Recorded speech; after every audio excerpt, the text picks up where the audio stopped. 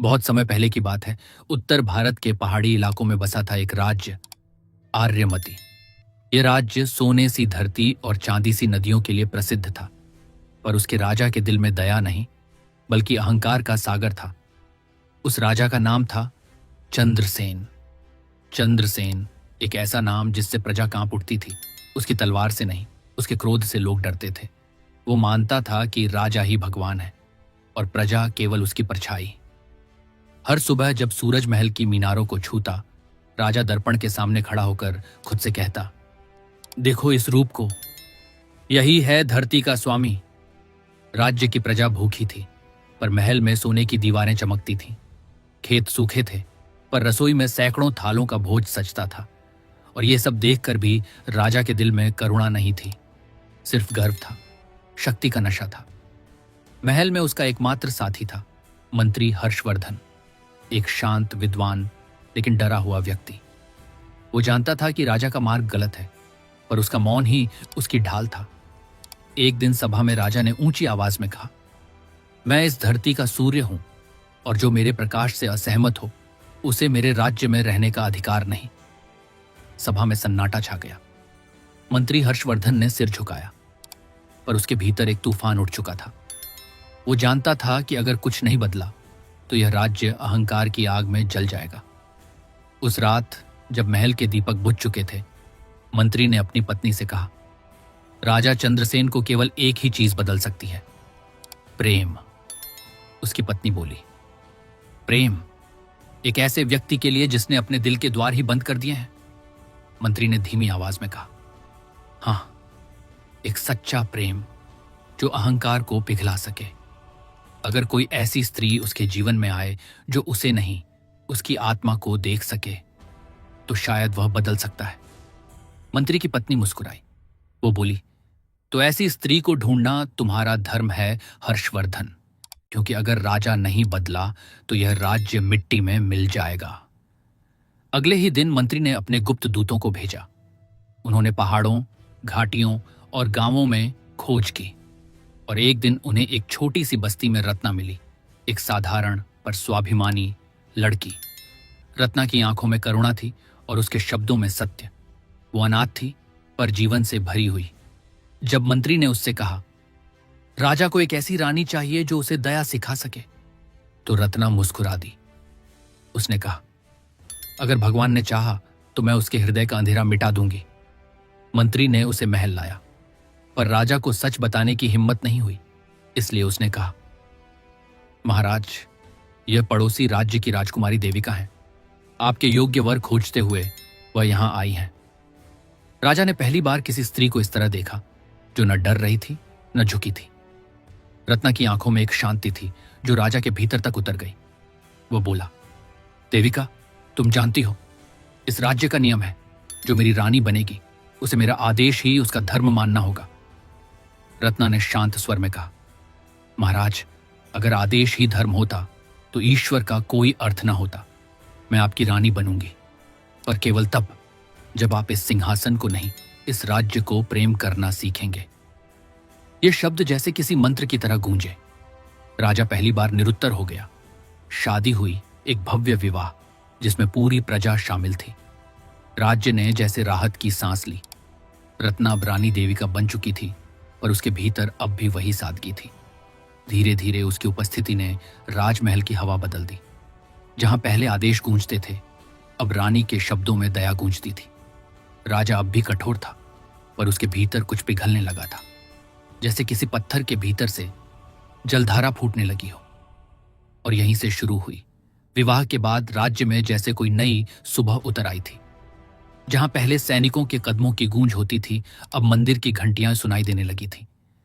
जहां डर का साया था, अब रानी देविका की मुस्कान ने उजाला फैला दिया था। रानी हर सुबह महल की सीढ़ियां उतरकर मंदिर जाती और लौटते वक्त रास्ते में प्रजा से बात करती। वो कहती, राज्य की ताकत तलवार में नहीं, उसके लोगों के दिल में होती है। धीरे धीरे राजा चंद्रसेन के भीतर कुछ बदलने लगा। वो अब पहले जैसा नहीं रहा। जहां कभी उसका चेहरा गर्व से तन जाता था, अब वहां कभी कभी एक हल्की मुस्कान दिखती। वो देखता था कैसे रानी प्रजा की बातें सुनती, कैसे वो बच्चों को आशीर्वाद देती, कैसे वो सैनिकों के परिवारों का ख्याल रखती। एक रात राजा ने अपने मंत्री हर्षवर्धन से कहा, मुझे नहीं पता क्यों, पर अब मैं पहले जैसा महसूस नहीं करता। लगता है जैसे किसी ने मेरे भीतर से आग निकाल दी हो। मंत्री ने मुस्कुराकर कहा, वो आग नहीं, अहंकार था महाराज। और रानी ने उसे प्रेम से शांत कर दिया। राजा चंद्रसेन अब रोज रानी के साथ राज्य की गलियों में जाता। पहली बार उसने अपने लोगों को नजदीक से देखा। एक बूढ़े किसान ने जब उसके पैरों में गिरकर कहा, महाराज, अब हमारे खेतों में फिर से पानी आने लगा है, तो राजा की आंखें भर आईं। पर नियति को शांति रास नहीं आती। जहां प्रेम खिलता है वहीं कहीं ना कहीं लालच भी सिर उठाता है। कुछ ही महीनों बाद पड़ोसी राज्य बसंतगढ़ का एक दूत महल पहुंचा। वो बोला, महाराज, हमारे राजा ने आपकी सीमा पर पहरा बढ़ा दिया है। शायद वे युद्ध की तैयारी कर रहे हैं। यह सुनते ही राजा के भीतर का सोया हुआ अहंकार फिर जाग उठा। उसने तलवार उठाई और बोला, अगर बसंतगढ़ ने चुनौती दी है तो आर्यमती का सिंह चुप नहीं रहेगा। रानी देविका ने उसे रोका। उसने कहा, महाराज, जो युद्ध आप लड़ना चाहते हैं वह आपके मन का युद्ध है, किसी राज्य का नहीं। अगर आपने यह लड़ाई शुरू की तो हार चाहे जिसकी हो, विनाश आपका होगा। राजा ने गुस्से में कहा, तुम प्रेम की बातें करती हो रानी, पर राज्य चलाने के लिए प्रेम नहीं, शक्ति चाहिए। रानी ने जवाब दिया, शक्ति वही सच्ची होती है जो रक्षा करे, न कि नाश। पर राजा अब सुनने की स्थिति में नहीं था। तलवारें चमकी, सैनिक तैयार हुए और कुछ ही दिनों में बसंतगढ़ पर हमला हो गया। युद्ध भयानक था। धरती पर खून की नदी बहने लगी। राजा ने जीत तो हासिल कर ली, पर उसकी आंखों में अब वह चमक नहीं थी जो विजय के बाद आती है, क्योंकि इस बार उसकी तलवार ने निर्दोषों को भी छुआ था। महल लौटने पर रानी ने उसे देखा। उसके चेहरे पर गर्व नहीं, पश्चाताप की लकीरें थीं। रानी ने कहा, महाराज, आपने युद्ध जीत लिया, पर खुद को हार गए। राजा चुप रहा, पर भीतर से टूटने लगा था। दिन बीतते गए और एक दिन रानी ने बताया, वो मां बनने वाली है। महल में खुशी की लहर दौड़ गई। राजा मुस्कुराया, पहली बार सच्चे दिल से। वो बोला, शायद यह बच्चा मेरे जीवन की सबसे बड़ी जीत होगा। पर नियति का खेल फिर पलट गया। जब रानी ने बच्ची को जन्म दिया तो आश्चर्यजनक रूप से वह बच्ची पत्थर की बनी हुई थी। पूरे राज्य में हलचल मच गई। राजा का चेहरा कठोर हो गया। वो बोला, यह अपशकुन है, यह बच्ची मेरे राज्य के लिए अशुभ है। रानी ने आंसुओं में कहा, महाराज, यह पत्थर नहीं, हमारा कर्म है। शायद भगवान हमें कोई संदेश देना चाहते हैं। पर राजा अब अपने पुराने रूप में लौट चुका था, अहंकारी, क्रोधित, निर्दयी। उसने आदेश दिया, इस पत्थर की बच्ची को जंगल में फेंक दिया जाए। मंत्री ने विरोध करना चाहा, पर राजा की आंखों में फिर वही आग थी जो कभी बुझी नहीं थी। रात के अंधेरे में सैनिक उस पत्थर की बच्ची को लेकर जंगल पहुंचे और उसे एक पेड़ के नीचे छोड़ आए। पर जब वे लौटे तो हवा में कुछ बदल चुका था। आसमान में बिजली चमकी और पत्थर की उस बच्ची की आंखें हल्की सी खुली। वो जीवित थी, या शायद कर्म फिर से जन्म ले चुका था। रात गहरी थी। जंगल की हवा में रहस्य की ठंडक घुली थी। दूर कहीं उल्लू की आवाज गूंज रही थी और एक अकेली सैनिक टोली लौट रही थी, अपने पीछे छोड़कर राजा की पत्थर की बच्ची को। पर वो नहीं जानते थे कि उस रात कर्म ने खुद को फिर से जन्म दिया। जब सुबह की पहली किरण उस पत्थर पर पड़ी तो एक अद्भुत दृश्य घटा। पत्थर धीरे धीरे चमकने लगा और उसके भीतर से जीवन की धड़कन सुनाई दी। कुछ ही पल में वह पत्थर एक सुंदर बालिका में बदल गया। उस बालिका के चेहरे पर एक अलौकिक शांति थी। वो आंखें खोलते ही मुस्कुराई, जैसे उसे पता हो कि उसका जन्म किसी कारण से हुआ है। वहीं पास ही लकड़हारा धीरू लकड़ियां काट रहा था। उसने जब उस बच्ची को देखा तो उसकी आंखें चौंधिया गईं। वो बोला, हे भगवान, यह तो कोई चमत्कार है। उसने बच्ची को उठाया और उसे अपने झोपड़े में ले आया। उसकी पत्नी ने बच्ची को देखकर कहा, धीरू, यह कोई साधारण बच्ची नहीं, इस पर ईश्वर का हाथ है। उन्होंने उसका नाम रखा आर्या। और उसी पल जंगल की हवा में एक नई शुरुआत की खुशबू फैल गई। उधर महल में राजा चंद्रसेन का मन अंधकार में डूबता जा रहा था। रानी अब पहले जैसी नहीं रही थी। उसकी आंखों में दिन रात आंसू तैरते। वो महल के आंगन में हर रात दीप जलाती और भगवान से प्रार्थना करती, हे प्रभु, उस बच्ची की रक्षा करना, चाहे वह जहां भी हो। राजा अब भीतर से खाली हो चुका था। वो न हंसता था, न बोलता था। रातों को अकेला बैठकर अपने कर्मों को सोचता, पर अहंकार अभी भी उसके भीतर सांस ले रहा था। एक दिन मंत्री हर्षवर्धन ने उससे कहा, महाराज, दुनिया में सबसे बड़ा राज्य वही होता है जहां राजा अपने प्रजा के लिए रो सके। राजा ने हंसकर कहा, हर्षवर्धन, आंसू कमजोरों का हथियार है। मैं राजा हूं, मुझे रोना नहीं आता। लेकिन नियति ने ठान लिया था, अब उसे रुलाकर ही सिखाएगी। उधर जंगल में आर्या बड़ी हो रही थी। वो साधारण नहीं थी। वो हवा से बात करती, पेड़ों को छूकर मुस्कुराती और हर जख्मी जानवर को अपने स्पर्श से ठीक कर देती। उसकी मां कहती, आर्या, तू इस धरती की दुआ है, वरदान है। आर्या पूछती, मां, क्या मैं तुम्हारी सच्ची बेटी हूं? धीरू जवाब देता, बेटी, सच्चा रिश्ता खून से नहीं, प्रेम से बनता है। धीरे धीरे उसके भीतर ऐसी आभा आने लगी कि आसपास के गांव वाले उसे देवी का वरदान कहने लगे।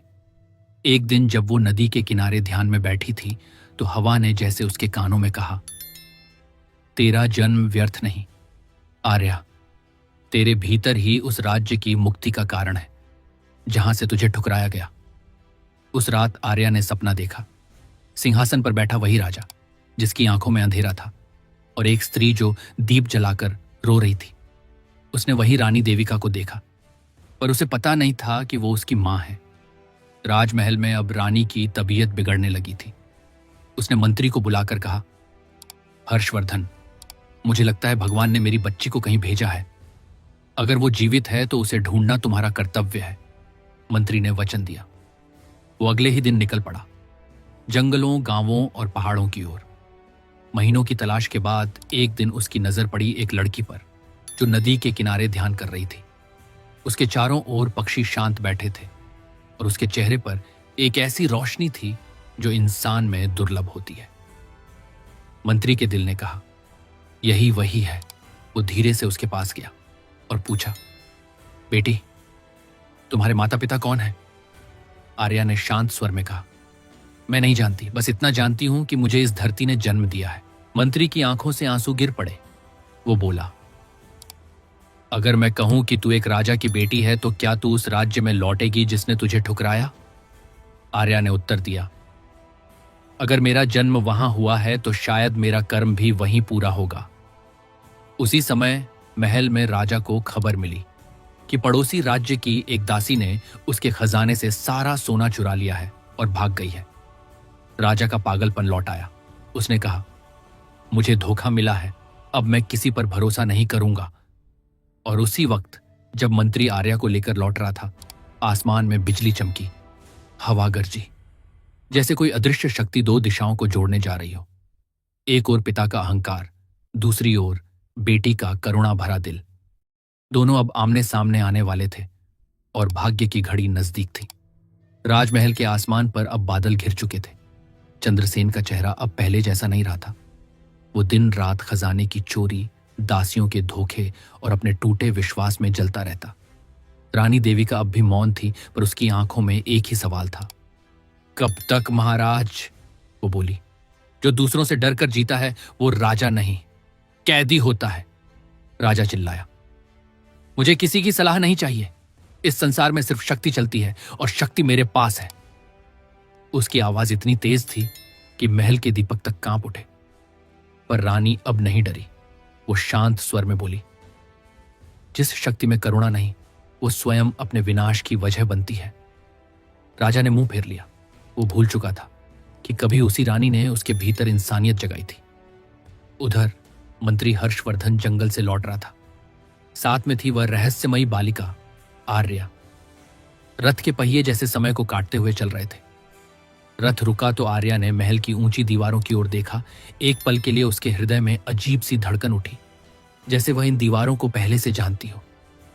महल पहुंचते ही रानी देविका ने आर्या को देखा और उसके भीतर से एक सिसकी फूट पड़ी। वो बोली, हे भगवान, यह वही चेहरा है जो मैंने अपने सपनों में देखा था। मंत्री ने कहा, महारानी, यही वह बालिका है, वही बच्ची जिसे पत्थर समझकर फेंका गया था। ईश्वर ने उसे जीवन दिया ताकि आपका घर फिर से उजले। रानी ने आर्या को गले से लगाया। आंसू उसके आंचल में बह निकले। रानी बोली, बेटी, तू लौट आई, पर नियति अभी पूरी नहीं हुई थी। राजा को जब यह खबर मिली तो उसका चेहरा क्रोध से भर गया।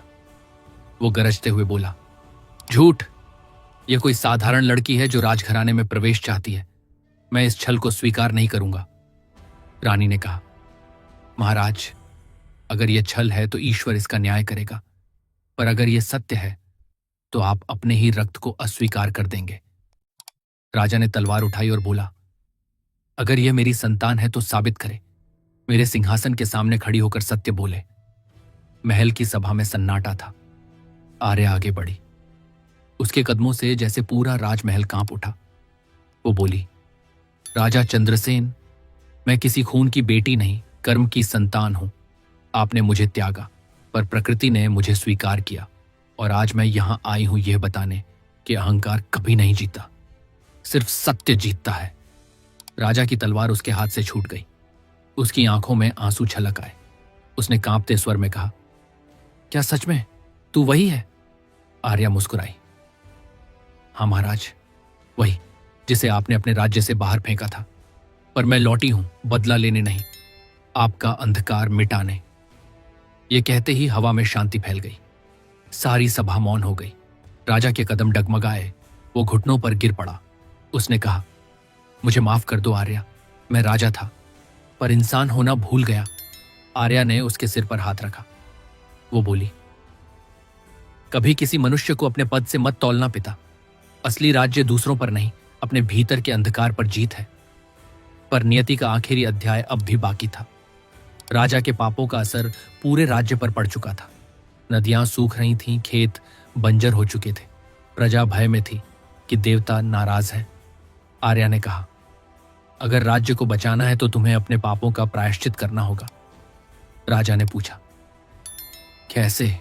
वो बोली, वह धन, वह सोना जो तुमने लालच में जमा किया, उसे धरती को लौटाओ, उसे वहीं दो जहां से वह आया है। राजा चंद्रसेन ने महल का खजाना निकलवाया। सोने की ईंटें, जवाहरात, कीमती धातुएं, सब कुछ। और उसी रात उसने उन्हें राज्य की नदियों के किनारे दफन कर दिया। प्रजा ने देखा, पहली बार उनका राजा झुक रहा था अपने पापों के आगे, अपने लोगों के लिए। धीरे धीरे बारिश शुरू हुई। धरती पर हरियाली लौट आई। लोगों ने कहा, देवताओं ने हमें क्षमा कर दिया है। राजा अब मौन साधक बन चुका था। वो रोज आर्या के साथ ध्यान करता और अपने भीतर की आवाज सुनता। रानी देविका के चेहरे पर वर्षों बाद मुस्कान लौट आई। पर कहानी यहीं खत्म नहीं होती, क्योंकि नियति का एक अंतिम वरदान शेष था। रानी ने सपना देखा। एक ज्योति आकाश से उतरी और महल के द्वार पर ठहर गई, और उसी क्षण उसके हृदय में आवाज गूंजी, जिसने अपने कर्मों से अंधकार मिटाया वही सच्चा राजा कहलाएगा। राजा चंद्रसेन ने अपनी आंखें बंद की और कहा, आज मैं राजा नहीं, इंसान बनकर जन्म लेना चाहता हूं। राजपुर के आसमान में उस दिन नई सुबह नहीं, बल्कि एक नया युग उगा था। राजा चंद्रसेन, जिसने कभी गर्व में आकर ईश्वर को भी ललकारा था, आज शांत साधक की तरह धरती पर बैठा था। उसकी आंखों में न राज सिंहासन की चमक थी, न सोने का लालच।